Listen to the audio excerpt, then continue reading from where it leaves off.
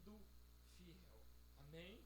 Glória a Deus. Então, Romanos capítulo 3, a partir do verso 1, eu vou ler aqui na minha Bíblia, na minha versão, que diz assim: qual é, pois, a vantagem do judeu? Ou qual a utilidade da circuncisão? Muita, sob todos os aspectos, principalmente porque os judeus foram confiados os oráculos de Deus. E daí? Se alguns não creram, a incredulidade deles virá desfazer a fidelidade de Deus? De maneira nenhuma. Seja Deus verdadeiro e mentiroso, todo homem, segundo está escrito, para seres justificado nas tuas palavras e venhas a vencer quando fores julgado. Mas se a nossa injustiça traz à lume a justiça de Deus, que diremos? Porventura será Deus injusto por aplicar a sua ira? Certo que não. Do contrário, como julgará Deus o mundo? E se por causa da minha mentira fica em relevo a verdade de Deus para a sua glória, porque sou eu ainda condenado como pecador? E por que não dizemos, como alguns caluniosamente afirmam que o fazemos, pratiquemos males para que venha bens? A condenação destes, ela é justa. Irmãos, feche seus olhos, oremos mais uma vez. Espírito Santo de Deus, nos dê revelação e sabedoria para compreendermos essa porção de uma forma expositiva, a ponto que possamos absorver e entender aquilo que o Senhor quer nos ensinar, e que tudo seja para a glória do teu santo nome e para o bem da tua igreja. Amém. Pode sentar. Irmãos, bem rapidamente eu vou fazer aqui um aparato do que nós já falamos. Por quê? Semana passada nós não tivemos aqui ministração da série, né? Nós estávamos em Curitiba, ali no Encontro de Pastores. Então, só para que ainda fique fresco aqui na nossa memória, capítulo 1, 2 e 3, nós falamos sobre o Evangelho não ser uma novidade humana, mas era algo que os profetas já falavam, e na verdade ele se cumpriu em Cristo Jesus. Então já era algo que era anunciado desde o Gênesis. E uma coisa muito importante, e foi falado lá no Encontro de Pastores, e que é muito importante aprendermos sobre isso, que é a doxologia, irmãos. O que é a doxologia? É nós glorificarmos a Cristo em tudo que fazemos, inclusive na leitura da palavra. Quando nós aprendemos a ler a Bíblia com a ótica do Cristo, do Gênesis ao Apocalipse, a Bíblia está sempre falando do Cordeiro de Deus. Amém? Então nós precisamos entender que é possível pregar a Bíblia sem pregar o Evangelho. Sabia disso, irmãos? E isso é um risco muito grande, porque é possível você pregar a Bíblia, e tem muita gente que prega a Bíblia, mas não prega o Evangelho. Então você pregar a Bíblia sem pregar o Evangelho é só contar uma história. Amém? Glória a Deus. É chocante, né, irmão? Sei que tem gente que fica assustado. Como assim, pastor? Tem como eu pregar a Bíblia e não pregar o Evangelho? Tem. Você pode pegar a história de Davi e Golias, por exemplo, e você fica 1 hora, 2 horas falando: Golias, são seus problemas, são seus desafios, mas Deus vai dar sabedoria para você escolher a arma certa como Golias, e você vai vencer os desafios da vida, e você vai ser vitorioso, e você vai reinar. Isso é só história, irmãos, não é o Evangelho. Amém? Glória a Deus. Tá bom, irmãos? Se não apontar para o Cristo que morreu por mim e por você, para que nós pudéssemos estar aqui hoje, isso é só contar uma história e não o Evangelho. Ainda que eu possa contar toda essa história, eu preciso colocar o Evangelho nessa história. Amém, irmãos? Glória a Deus por isso, porque senão a gente fica aqui somente falando aquilo que de fato não é o verdadeiro Evangelho.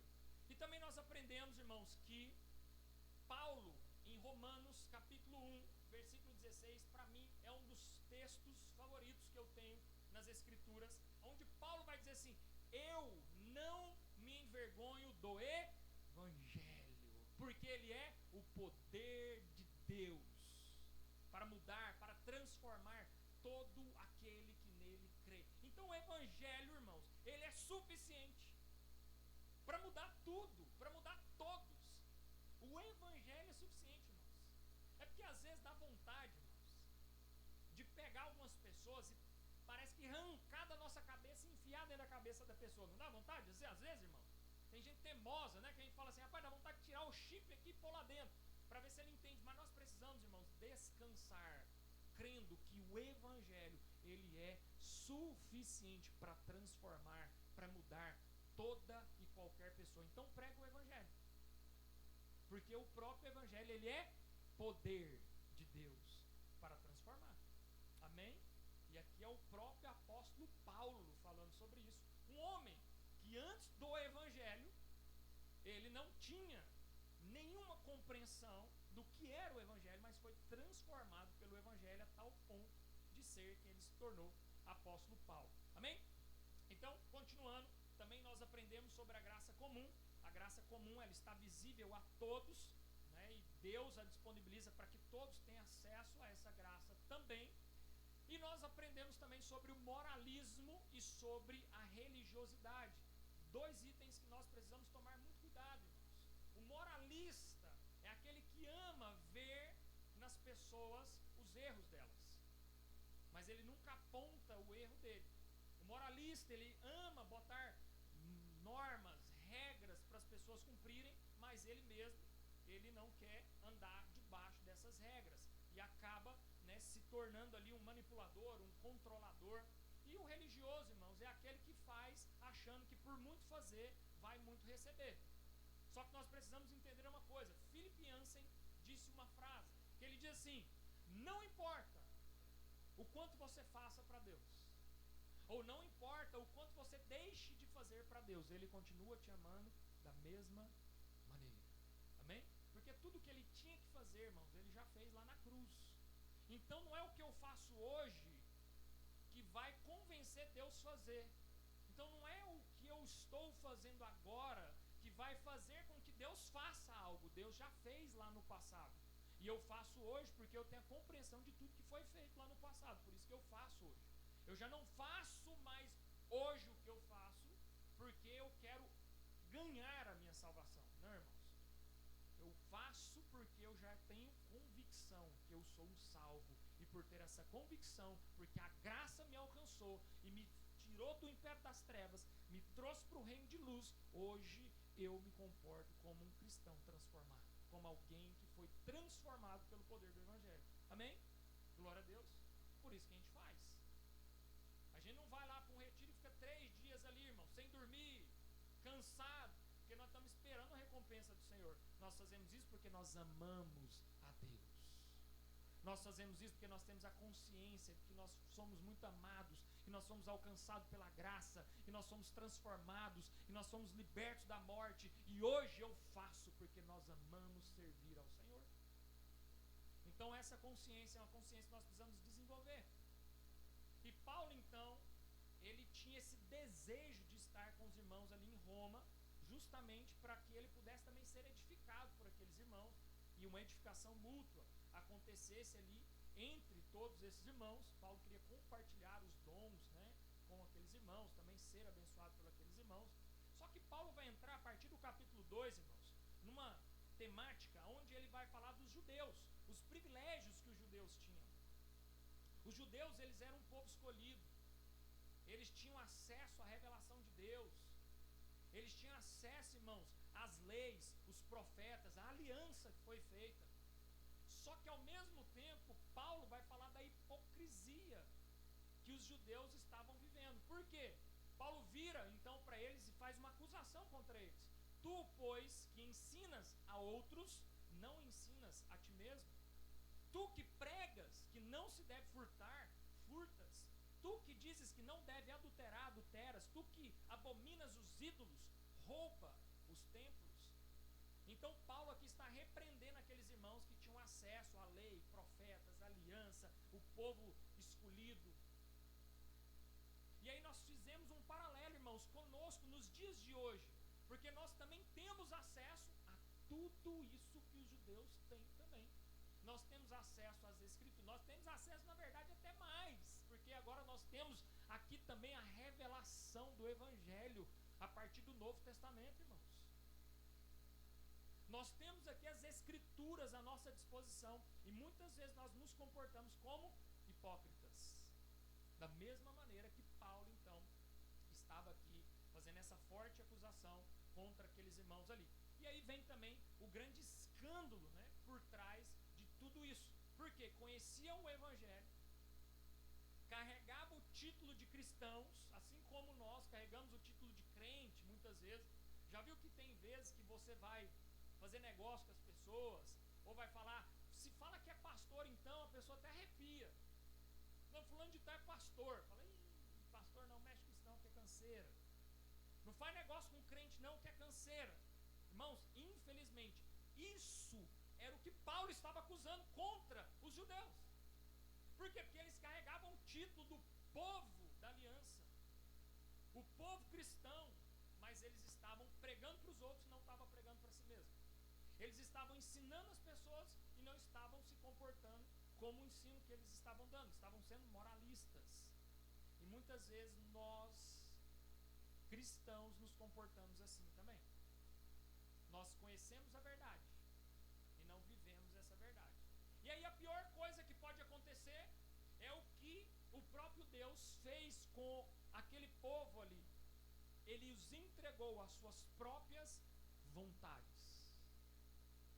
Eles conheciam a verdade, rejeitaram a verdade e eles foram entregues às suas próprias vontades. Aí, irmãos, aí é só desastre. Aí se você for ler, vai falar que aí eles caíram na promiscuidade, e aí é a loucura, irmãos, aí é o caos. Imagina Deus entregar você para suas próprias vontades, irmãos, é quase pior que entregar você para o colo do Satanás. Porque as suas próprias vontades é pecar, irmãos. É lamaçal, é sujeira. Se não for a graça do Senhor, se não for o Espírito Santo de Deus, que nos livra, que nos traz a consciência, nós então cairemos, irmãos, na incredulidade, na infidelidade. E aí então trazendo já para o nosso contexto do que vai ser falado aqui a partir do capítulo 3, né, no capítulo 2, Paulo então está desmascarando, né, toda essa falsa confiança que os judeus tinham, esse falso privilégio religioso que eles afirmavam ter. Então Paulo desmascara tudo isso. E agora a partir do capítulo 3, verso 1 até o 8, ele vai antecipar então as objeções que os judeus, eles poderiam ficar levantando, as argumentações que eles levantavam por ser o povo escolhido. E aí tem até uma frase, né, que eu gosto de falar, ela é que quem é bom de argumento é ruim de arrependimento, irmãos. Crente bom de argumento, irmãos, é ruim para se arrepender. Muito melhor do que você ficar tentando se argumentar, se arrepende logo. Já se arrepende logo, que é mais fácil. Então era isso que os judeus estavam querendo fazer com Paulo aqui agora. Querendo se argumentar, está querendo dar argumentos, sendo que eles então não reconheciam o seu erro. E aí, para a gente avançar aqui, né, o capítulo 1 e 2 vai dizer o seguinte, nós vamos lendo agora, verso a verso. Qual é, pois, a vantagem do judeu? Ou qual a utilidade da circuncisão? Muita, sobre todos os aspectos, principalmente porque os judeus foram confiados os oráculos de Deus. Paulo então aqui reconhece que o povo judeu, eles tinham um grande privilégio. Eles tinham uma revelação divina. Eles tinham escrituras, eles tinham as promessas. Eles eram o povo da aliança. Então, ao mesmo tempo, acompanhava-se com eles uma grande responsabilidade. Diga assim, responsabilidade. Todo privilégio te traz uma grande responsabilidade. Então todo o privilégio que esse povo judeu tinha, trazia para eles também uma grande responsabilidade. E esse mesmo privilégio nós temos. Nós já não caminhamos mais na ignorância, irmãos. Nós já não caminhamos mais, não tem como mais, porque a Bíblia vai dizer que Deus perdoa o tempo de ignorância das pessoas. Agora, irmãos, já não tem mais ignorância para você. Você já conhece a verdade, irmãos. A partir do momento que você botou o pé dentro de uma igreja bíblica, uma igreja que prega o evangelho, já era, irmão, não tem mais ignorância para você. A mensagem está sendo anunciada, o evangelho está sendo pregado. Então agora cabe a mim e você, que temos esse privilégio, entendermos quão grande responsabilidade também nós carregamos. Então, algumas aplicações para nós nos dias de hoje. Nós temos acesso à Bíblia como nunca o povo teve no passado, irmãos. A reforma protestante, ela se deu muito por conta disso. O povo não tinha acesso à Bíblia. E Martinho Lutero, então, ele entra dentro, então, da Igreja Católica para poder ter acesso à Bíblia, porque somente a Igreja, só Roma e a Igreja tinham acesso à Bíblia. Só o alto clero de Roma tinha acesso à Bíblia. Então Martinho Lutero, ele entra lá dentro do mosteiro para poder se tornar um padre, para ver se ele tinha acesso à Bíblia. E aí quando ele entra lá, ele começa a ler as Escrituras e ele começa a falar assim: tem algumas coisinhas erradas aqui, né, irmãos? Esse negócio aqui não está caminhando muito conforme está escrito. E aí é onde então Martinho Lutero, né, faz as suas teses de defesas, e uma delas é solas Escrituras. E está aqui, ó. Somente as Escrituras, irmãos. Então nós temos esse mesmo privilégio, irmãos. Nós temos acesso à Bíblia, mas de nada adianta nós termos acesso à Bíblia se nós não a praticarmos, irmãos. Ter a palavra de Deus te traz um grande privilégio. Mas esse privilégio, irmãos, acompanha também, ele é acompanhado de uma grande responsabilidade. E obedecer a palavra de Deus para nós, irmãos, não é um pedido qualquer, é um dever. Todo cristão, ele não tem que obedecer a palavra porque é um pedido que o pastor está fazendo aqui à frente, é um pedido que as Escrituras estão te fazendo. Não, irmãos, é um dever, é uma ordem, é uma ordenança. Nós precisamos obedecer a palavra de Deus. Amém? Glória a Deus por isso. Seguindo então, a incredulidade humana, irmãos, ela te leva a uma infidelidade com Deus. E aí no versículo 3 e 4, olha o que vai dizer: e daí, se alguns não creem, a incredulidade deles virá desfazer a fidelidade de Deus. Ou seja, é um questionamento. Tá, mas e daí, se alguns não creem, isso vai mudar a Deus? Não. Qual é o título da nossa mensagem? Quem lembra aí o título da nossa mensagem de hoje? Deus é fiel, mesmo quando nós não somos. Então ainda, irmãos, que nós não somos fiéis, Deus não vai mudar. E aí vai ter a resposta: de modo nenhum. Seja Deus verdadeiro e todo homem mentiroso. Ainda que todo homem seja mentiroso, ainda que todos mintam, Deus continua sendo verdadeiro. E Paulo então afirma com muita ênfase que a infidelidade humana, irmãos, não vai alterar o caráter de Deus. Ainda que todos traiam a Deus, isso não vai mudar a fidelidade dele, o caráter dele. O caráter de Deus é imutável, ainda que o nosso possa mudar, irmãos. Ainda que vez ou outra a gente queira dar uma bandeada pro lado de lá, ainda que vez ou outra a gente está com um pezinho lá no mundo, lá fazendo algumas coisas que não agradam a Deus, ainda que vez ou outra a gente peque, isso não vai alterar o caráter e a fidelidade de Deus, porque Deus é fiel a si mesmo. Amém, irmãos? A doxologia, irmãos, ela é importante por quê? Porque quando nós não temos doxologia, nós começamos a achar que o homem, ele é o centro de toda essa parada aí. Deus é fiel não é ao homem, irmão. Deus é fiel a si mesmo. Deus, ele é imutável, não é para poder agradar o homem, ele é imutável para poder ser fiel a ele mesmo. Amém, irmãos? Glória a Deus, porque ele é o centro de todas as coisas. Glória a Deus por isso. Amém? Deus salva o homem, não é para a glória do homem, irmãos. Deus salva o homem para a sua própria glória. Amém? É importante ter essa consciência, irmãos, porque muitas vezes nós vamos caminhar com uma consciência errada sobre o verdadeiro evangelho. Então ele permanece justo mesmo quando nós falhamos, e glória a Deus por isso, e glória a Deus que é para a glória dele, e glória a Deus porque é ele que é o justo, é ele, irmãos, que é o fiel, porque se fosse depender de mim e de você, irmãos, nós estávamos enrolados, irmãos. Martinho Lutero uma vez, ele falou o seguinte: glória a Deus porque Deus nos elegeu antes da fundação do mundo.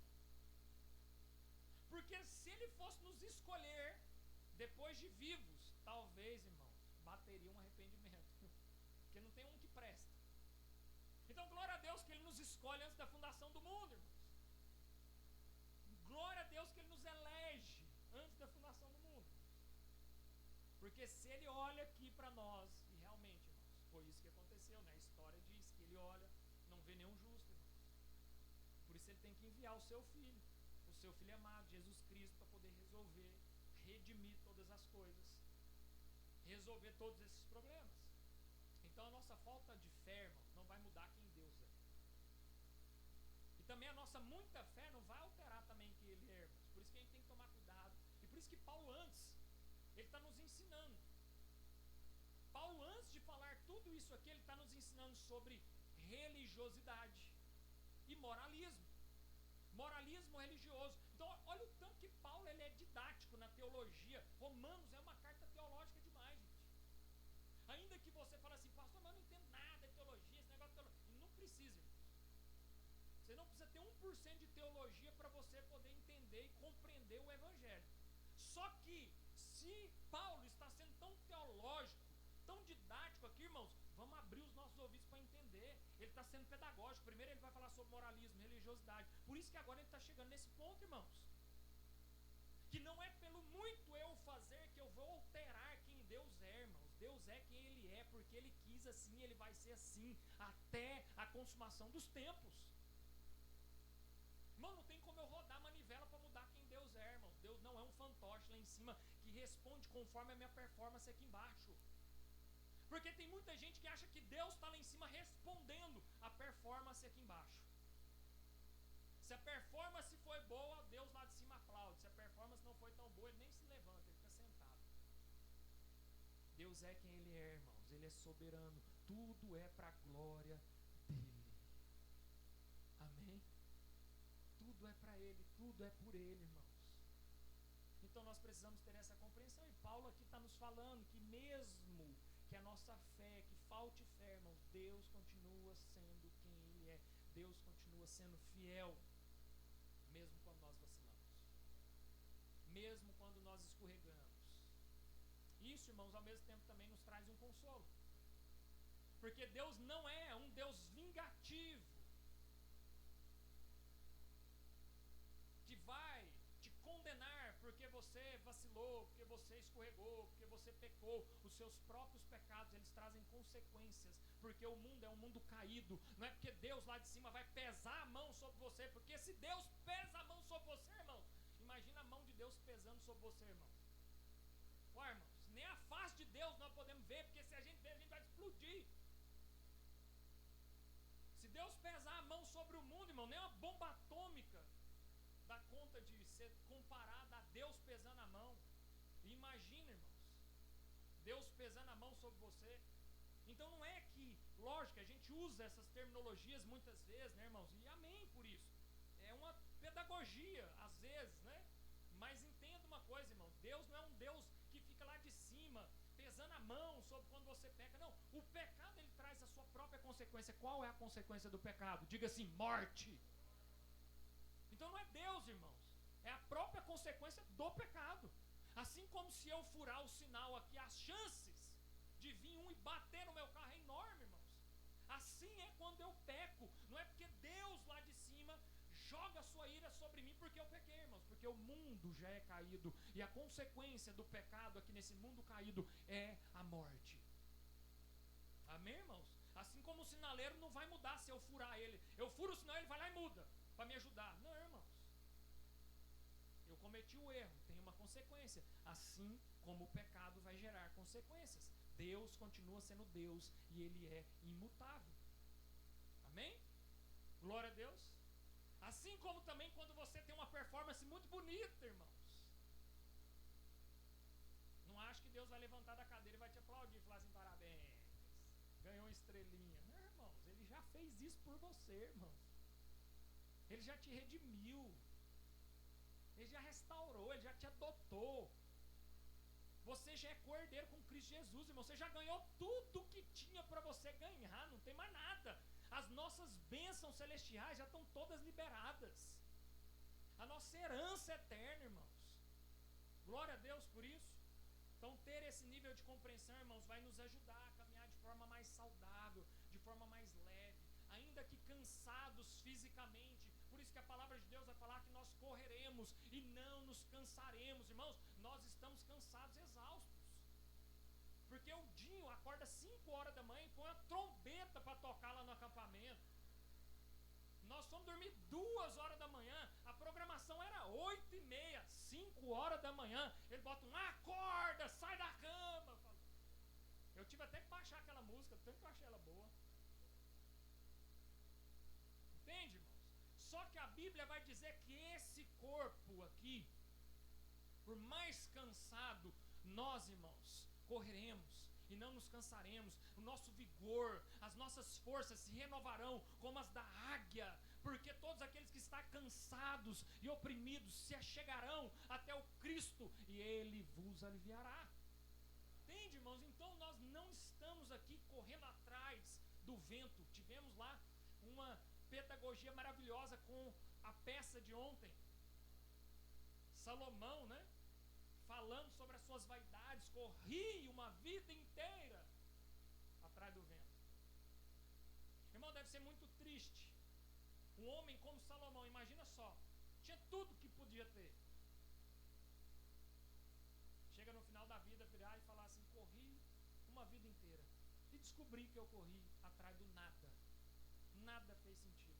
Então, irmãos, se nós possamos correr rumo ao alvo, que é o que Paulo vai falar, deixando para trás as coisas velhas que ficam para trás, sigo rumo ao alvo, que é Cristo Jesus. Amém? Então, para a gente caminhando aqui para a nossa terceira parte, a justificação, a justiça de Deus diante das acusações humanas, versículos 5 ao 8 vai dizer o seguinte: mas se a nossa própria injustiça traz à lume a justiça de Deus, o que diremos? Porventura será Deus injusto por aplicar a sua ira? Aí Paulo, entre parênteses, fala como homem. Certo que não. Do contrário, como julgará Deus o mundo? E se por causa da minha mentira fica em relevo a verdade de Deus para a sua glória, porque eu sou ainda condenado como pecador? E por que não dizemos, como alguns caluniosamente afirmam, que o fazemos, pratiquemos males para que venham os bens? A condenação destes é justa. Então entenda uma coisa, irmãos. Paulo aqui, ele está fazendo uma distorção. Ele está enfrentando aqui uma distorção que esses irmãos queriam fazer. Porque eles estavam querendo dizer que se o meu pecado faz Deus parecer mais justo, então pecar é bom. Porque tem muita gente que pensa o seguinte, irmãos. E aí, presta bastante atenção aqui. Porque tem muita gente que abraça a graça e vacila na graça, né? Dá uma escorregada.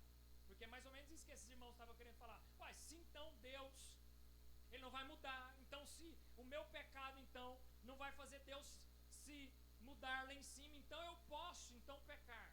E muitas vezes as pessoas, quando abraçam a graça, e aí não é a graça bíblica, mas é uma hipergraça, né, que aí nós precisamos tomar bastante cuidado com ela. As pessoas não entenderam que eu mudo de vida, irmãos. Não é porque agora eu quero agradar a Deus, a ponto de Deus olhar para mim e ver que eu sou bom. A minha mudança, a minha transformação, quando eu sou alcançado pela graça, é porque agora a graça me libertou do velho homem pecador e agora me trouxe luz para o homem transformado pelo Espírito de Deus. E agora eu cumpro a lei, porque a lei é boa, não mais para que Deus me aceite, mas eu cumpro a lei, porque ela é um padrão de vida para todo homem que foi transformado. Entende, irmãos? Então a gente precisa entender isso, para que não haja essa confusão. Ah, eu não vou cumprir a lei porque a lei é religiosidade. Não, irmãos, você vai cumprir a lei porque ela é boa. Você não pode cumprir a lei para ser aceito. Se você quer cumprir lei para poder ser aceito por Deus, irmãos, então joga ela fora, que ela não presta para nada. Agora, uma vez que eu tenho a compreensão que a graça me alcançou, mesmo eu não sendo merecedor, mesmo eu não sendo digno, e agora, irmãos, que eu fui alcançado pela graça, agora que eu tenho a convicção da minha salvação, eu preciso buscar a minha santificação.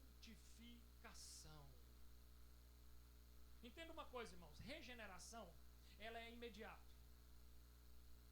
Jesus te alcançou. Hoje a mensagem do Evangelho foi anunciada e entre nós tem alguém aqui que ainda não tinha sido alcançado pela mensagem do Evangelho. Estou dando um exemplo. E hoje, ao pregar a mensagem do Evangelho, essa pessoa é alcançada pela graça. Então digamos que nós temos uma pessoa aqui, o Lucas. Vou te usar aqui, Lucas. O Lucas foi alcançado pela mensagem do Evangelho hoje. E a graça do Senhor o alcançou. A regeneração dele é imediata. Pá!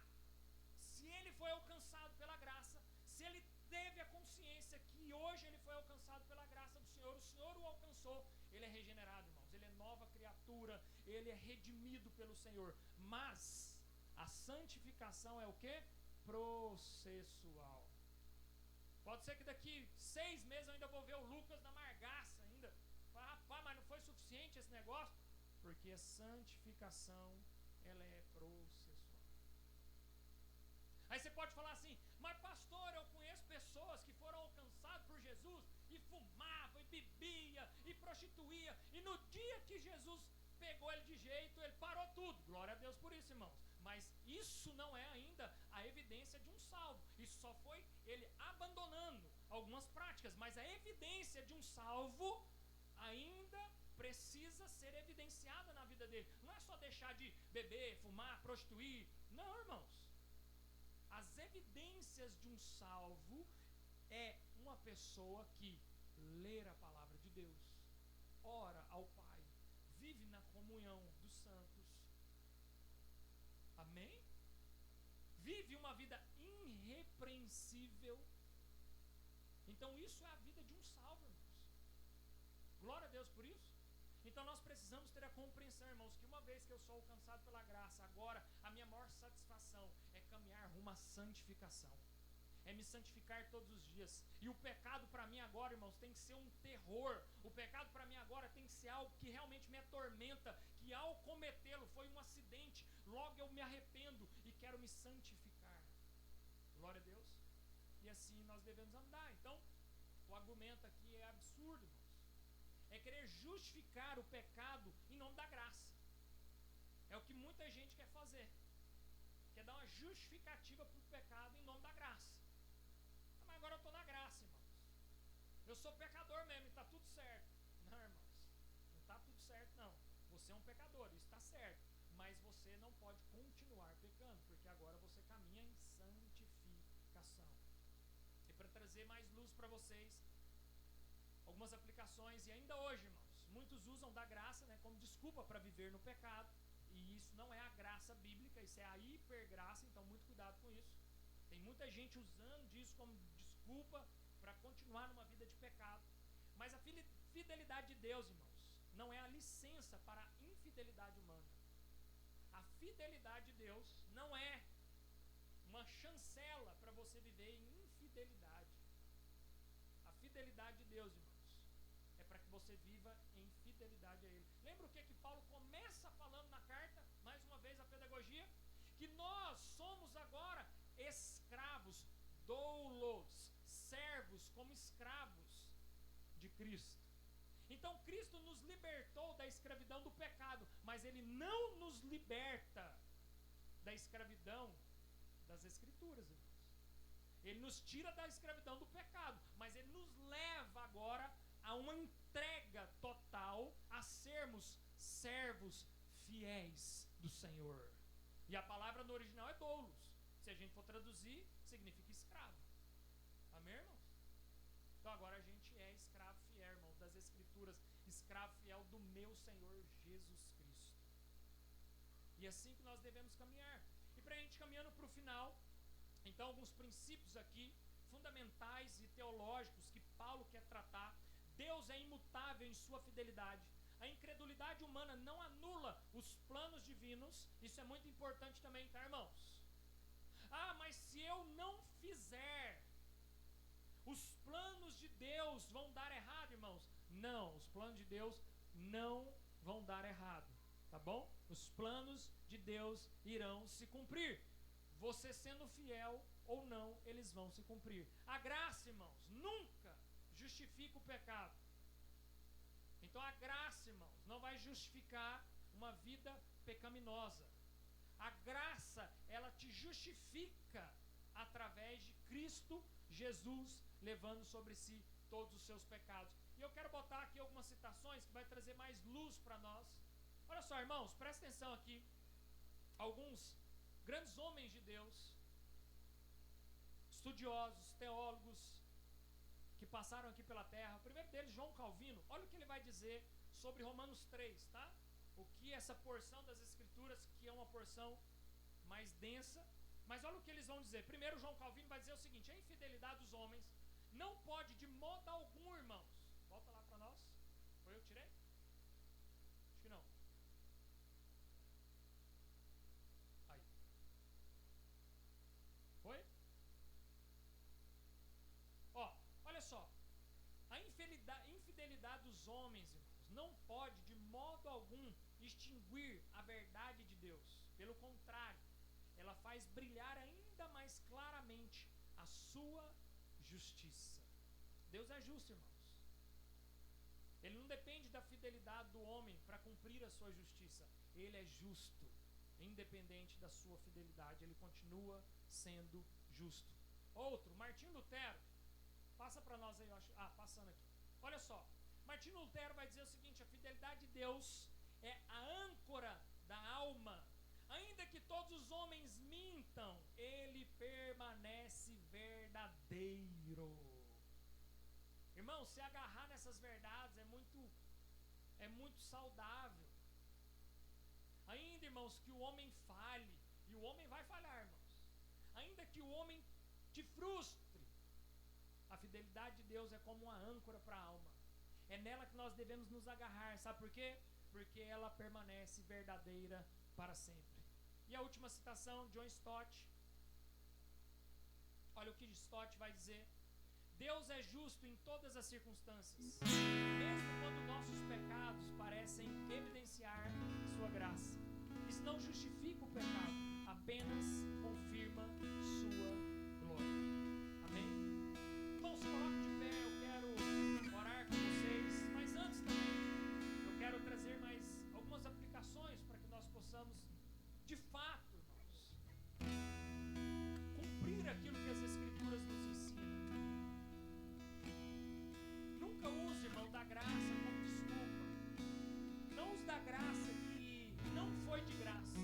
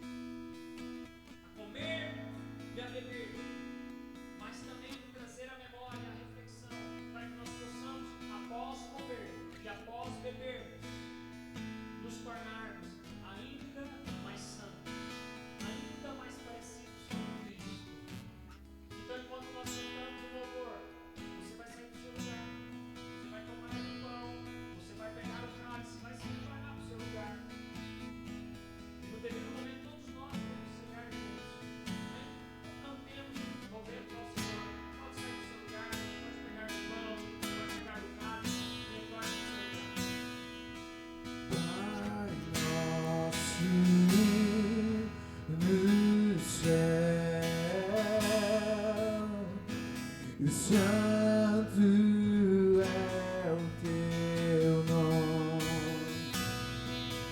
teu reino buscamos, tua vontade seja feita na terra como é no céu.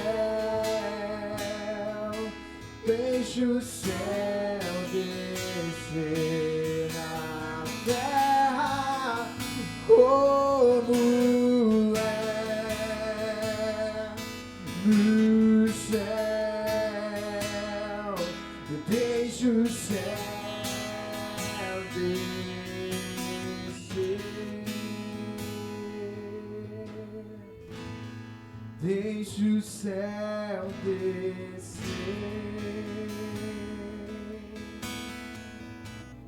Pai nosso, Pai nosso no céu, santo é o teu nome, o teu reino buscamos, tua vontade seja feita na terra como é no céu.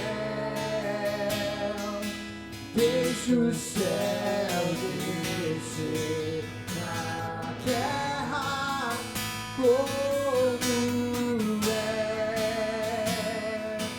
no céu. Deixa o céu descer. Deixa o céu descer.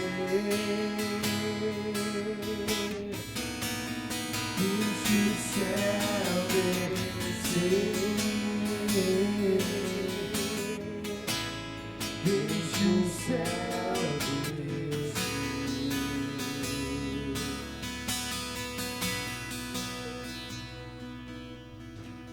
Porque eu recebi do Senhor Jesus o que também vos entreguei, tendo dado graça, partiu e disse: Isso é o meu corpo que é dado por vós. Fazei isso em memória de mim. Por semelhante modo, depois de haver ceado, tomou também um cálice. Esse cálice é a nova aliança no meu sangue. Fazei isso toda vez que beberdes. Fazei em memória de mim. Porque todas as vezes que comer o pão ou beberes no cálice do Senhor, anunciará até que ele venha. Então, irmãos, agora nesse momento eu quero convidar você a participar do corpo representado por esse pão. Então, tomamos o corpo de Cristo e depois vamos